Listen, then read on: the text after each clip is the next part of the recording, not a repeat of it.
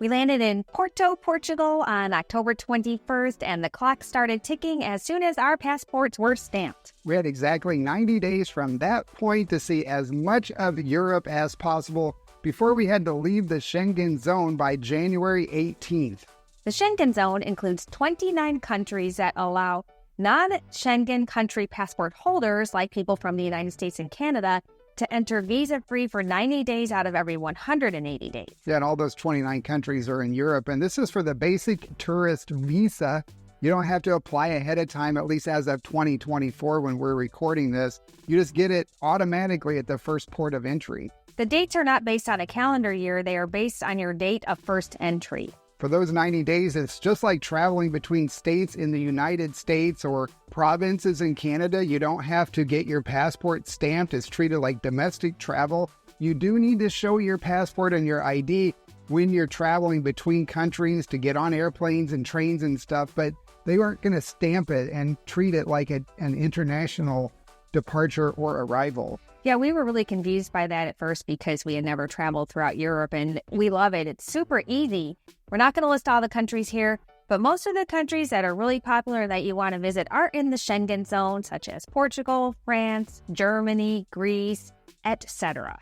There are 44 countries in Europe, though, which means 15 of them are not part of the Schengen zone. And there are a few other countries you can visit as well that are not in either Schengen or European, such as Turkey, Morocco, and Georgia. All right, so what does this mean for us slow travelers? It means that we can spend 90 days in any of these 29 countries before we have to leave. Then we can go spend 90 days in another non-Schengen country before we can re-enter and start the whole process over again. Yeah, and by using this Schengen travel hack, you can live in Europe for a year or even longer without the expense or the hassle of applying for residency. You will get your passport stamped when you arrive, and you got to get it stamped when you leave so you have physical proof of the date that you left the Schengen zone, because you don't want to overstay and you don't want to run into any immigration issues. This is how we're traveling. We're going to do 3 months in Schengen and then 3 months out of Schengen. We want to keep it simple and efficient. We're going to stay as close together as we can in those Schengen zone countries to minimize our cost of travel and the time of travel. Yeah, we're employing what I call the corn cob approach.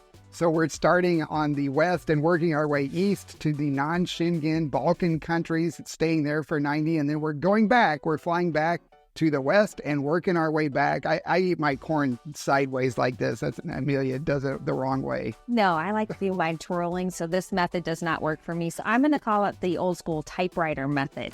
Well, you could do the corn cob approach if you just go to Morocco, and then you could just keep going around that way, I guess, if you want to. Yeah, I suppose you could. And also, we leave a buffer of 5 days on each end of this for the Schengen zone so that we make sure and don't overstay. Another thing to consider is that if you're traveling in your off-Schengen time, you don't want to travel through a Schengen country, because if you're on a flight and that flight gets canceled and you have to enter passport control, that will count towards your Schengen stay, so it could really mess up your timing overall. And you don't have to stay in the Schengen zone for 90 days straight either. That's what we're doing just to keep things simple and affordable. You can bounce in and out. It's a rolling 180-day period, so it gets complicated to keep track of it. We opted to keep it simple and not have to do that complicated math.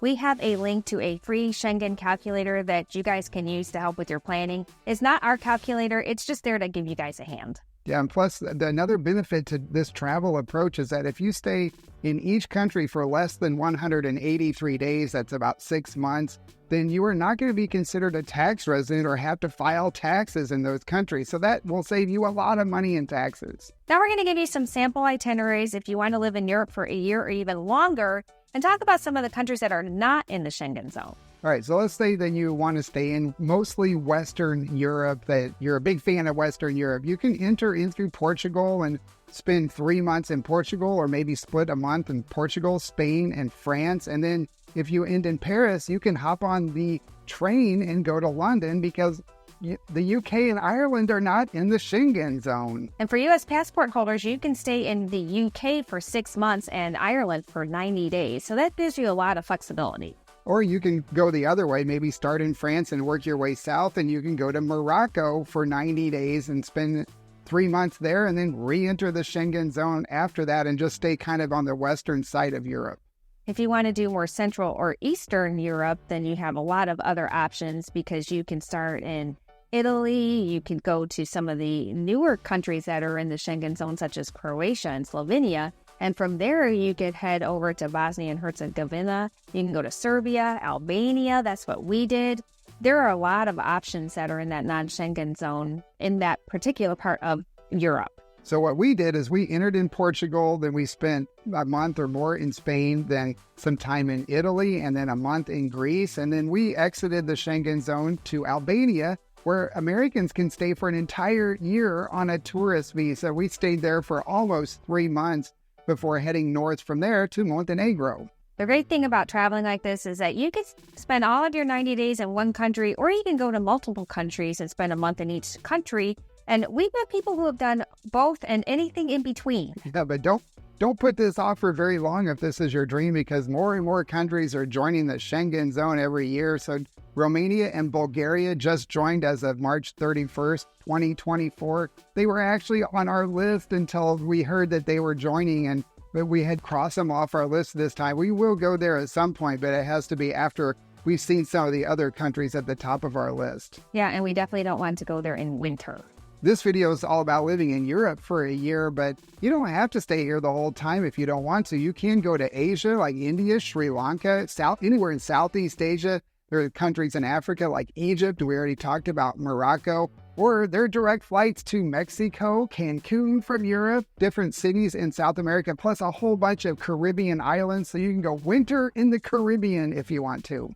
But that is really going to increase your travel time and travel costs, especially if you're only doing that for 3 months and you're off Schengen time and then you want to go back to Europe to those Schengen countries. So that is why we are staying in Europe for right now. Although as I say that is not true because we do have plans to go to Malaysia in September. We get a lot of questions in our comments about how we are arranging our housing and what we're doing for lodging as we travel, especially because we're trying to travel on a budget and maintain a budget. We mostly use Airbnb because we found to be so much cheaper than hotels. We've stayed in a few hotels. It blows our budget every time we do, so we really opt for Airbnbs whenever we can. Especially since they have kitchens, and we also try to minimize our costs by not eating out every meal and just to be healthier by cooking our own food.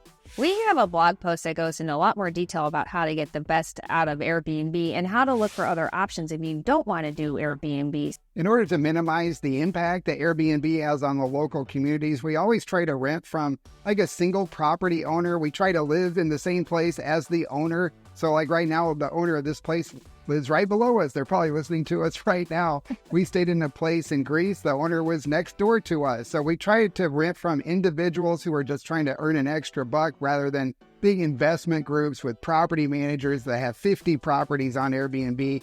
We also get a lot of questions about health insurance and how we manage travel insurance. We have travel insurance through our Ecuadorian health insurance, but to be clear, it is not full coverage health insurance. It is really just for emergencies.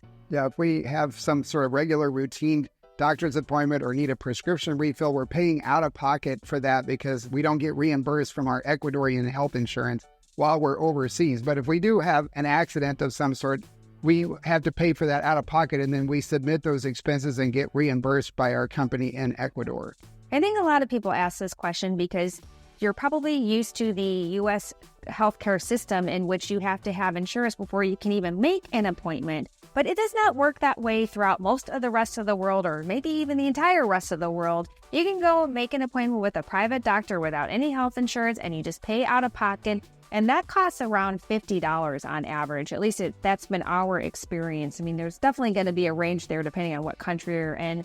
But you can pay for everything out of pocket, and you're just going to be amazed by how much more affordable healthcare is outside of the U.S. Yeah, and some countries even have free emergency care, and you don't even have to be a citizen. You can be a tourist, and if you need emergency care, you fall down the stairs or get in a car accident, they'll pay for your entire emergency visit and bills. It's just part of their society. They offer healthcare to everyone, even if you're not a citizen. However, if you are traveling and you have a chronic condition or a situation where you need to have maintained care, that is a completely different situation. So you probably are going to want to look for full coverage health insurance. that can be a bit more costly, but it's probably going to be worth it for you. Yeah, at that point too, you might want to look at some of the global coverage. They can be very expensive. They may not cover pre-existing conditions.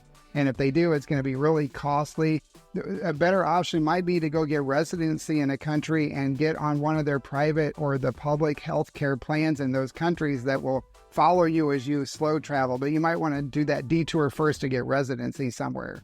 The bottom line is if you do need continued treatment regularly, make sure you do your research ahead of time before you go to that country to make sure what you need is available. We share even more information that we don't talk about in our videos in our free newsletter.